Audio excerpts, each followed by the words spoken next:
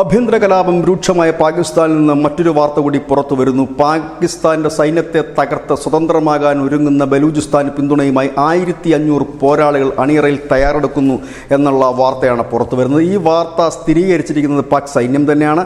പാക് സൈനിക മേധാവി ജനറൽ അസീം മുനീർ പറഞ്ഞത് ഈ ഉദ്യമവുമായി രംഗത്ത് എത്തുന്നവരെ തകർത്ത് തരിപ്പണമാക്കും, പാകിസ്ഥാനെ ഭയപ്പെടുത്താൻ നോക്കരുത് എന്നാണ്. Balochistan liberation army, Balochistan liberation front, Baloch republic army തുടങ്ങിയ സംഘടനകളിൽ പെടുന്ന ചാവേറുകളായ 1500 പേരെയാണ് രണ്ടും കൽപ്പിച്ച് ഇപ്പോൾ ഈ സംഘടനകളുടെ സംയുക്ത യോഗം തീരുമാനിച്ചിരിക്കുന്നത് പുറത്തിറക്കാനായി.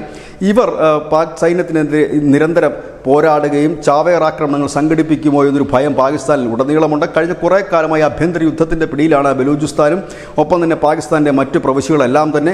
അവിടെയാണ് ഈ 1500 ഈ ചാവേറുകളെ രംഗത്ത് ഇറക്കിക്കൊണ്ടുള്ള ഈ ബലൂചിസ്ഥാൻ പോരാളികളുടെ പുതിയ നീക്കം. ഇതിൽ എന്താണ് ഇനി സംഭവിക്കുക എന്ന് വരും ദിവസങ്ങളിൽ കാത്തിരുന്ന് കാണേണ്ടി വരും. News desk, news India Malayalam.